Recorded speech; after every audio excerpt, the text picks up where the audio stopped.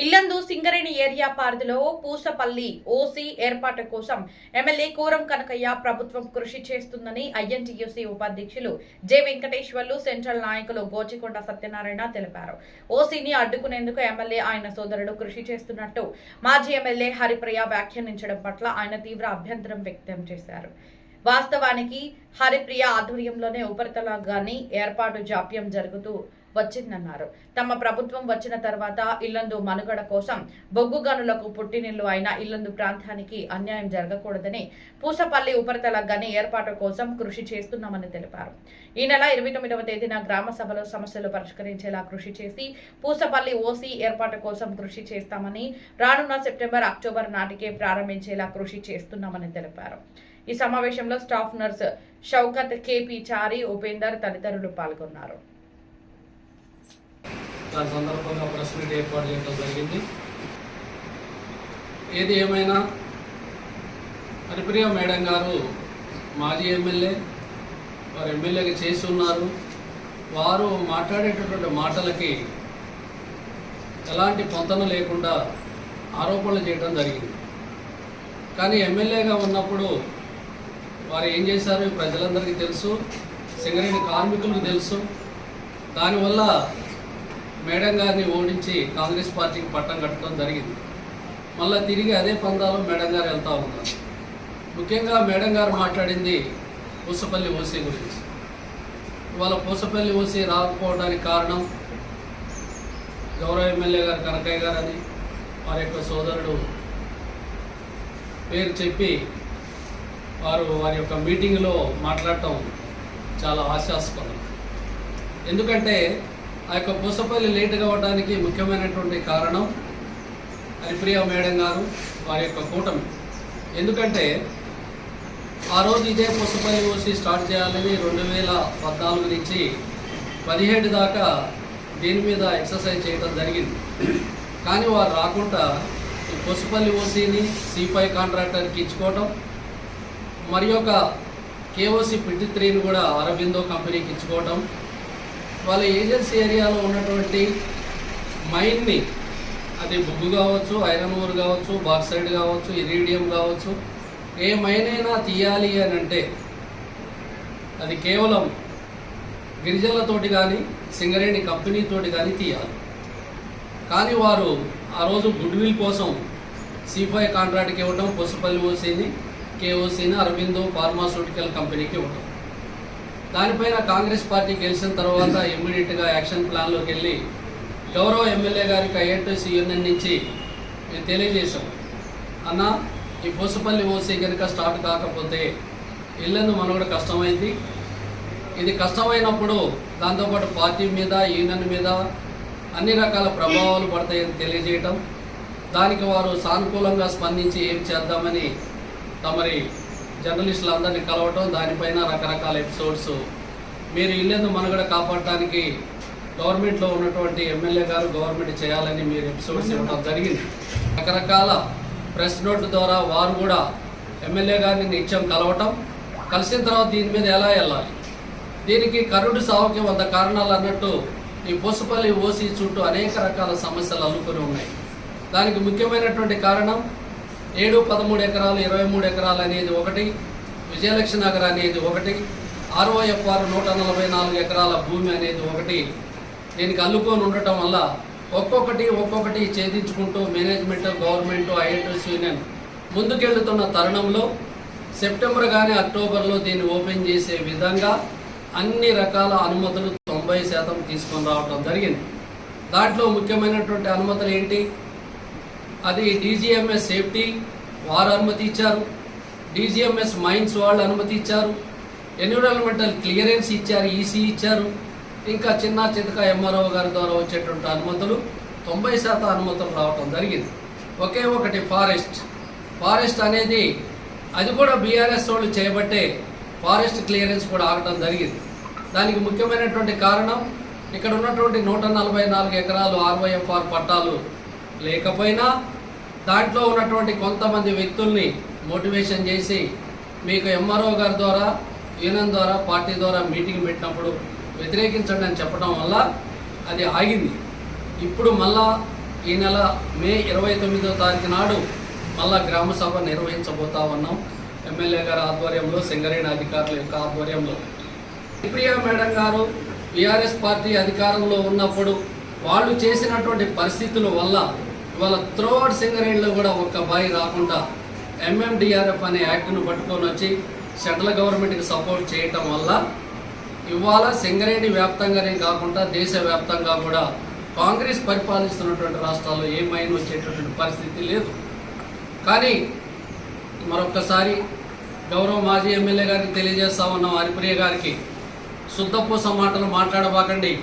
మీ హమాయిలో ఎలాంటి కబ్జాలు జరిగాయి, ఏ భూములు ఎవరు తీసుకెళ్లారనేది పట్టణ ప్రజలకు తెలుసు, కార్మికులు తెలుసు. ఇవాళ మీ పూసపల్లిని ఓపెన్ చేసుకోబోతా ఉన్నాం.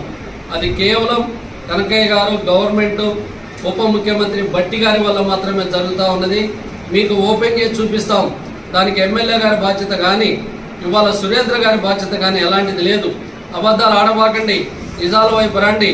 మరొక్కసారి మిమ్మల్ని ప్రజలు మాట్లాడే విధంగా కూడా చేసే పరిస్థితి తెచ్చుకోబాకండి అని ఐఎన్టీసీ యూనియన్ నుంచి మేము తెలియజేస్తూ, ఇకపోతే రెండో విషయం, బాల్కా సుమన్ గారు.